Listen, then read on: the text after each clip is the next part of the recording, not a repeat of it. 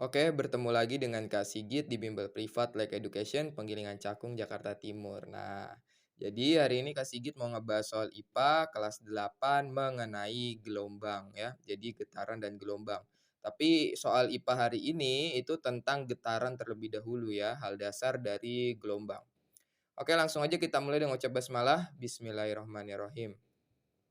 Perhatikan gambar berikut. Nah, ini ada sebuah gambar, ini disebutnya bandul ya. Jadi ada papan kayu, terus terikat benang, kemudian ada bola bandulnya.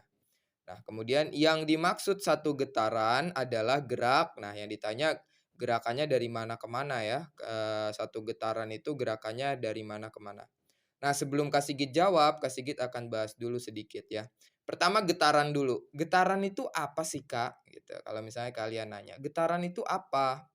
Jadi getaran itu adalah gerakan bolak-balik yang melewati titik kesetimbangan. Nah, melewati bagian kesetimbangan. Nah, pada benda bandul ini kan ada talinya nih, ya kan?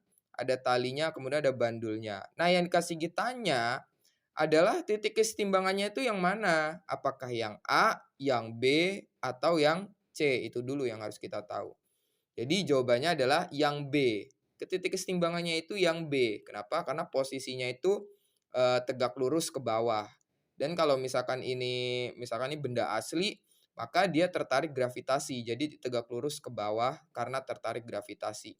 Kalau yang A sama yang C kan pasti dia jatuh lagi ke sini kan. Kenapa? Karena tertarik gravitasi, jadi turun ke bawah.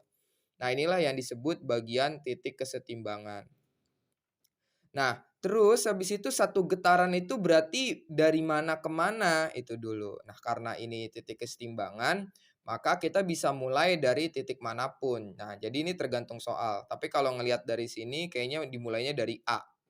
Jadi satu getaran itu berarti dia gerakan dari A. Jadi kita ibaratkan ini bandul dipegang sama tangan, ada tangan di sini, dia dipegang, kemudian dilepasin. Nah, dia akan bergerak ke sini kan. Nah, jadi A ke B ke C, ini kan ngelewatin nih.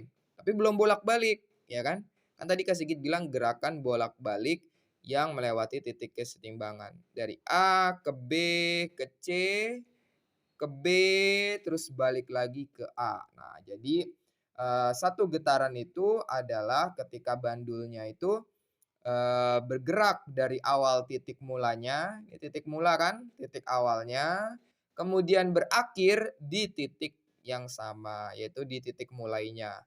Jadi titik akhirnya juga sama kayak titik mulai. Jadi A, B, C, B, A, kayak gitu ya. Jadi itu yang disebut satu getaran. Mana berarti jawabannya? A, B, C, B, A. Berarti jawabannya adalah D. Nah, jadi itu ya cara menjawabnya. Sampai sini dulu kita akhiri dengan hamdalah. Alhamdulillahirabbil alamin.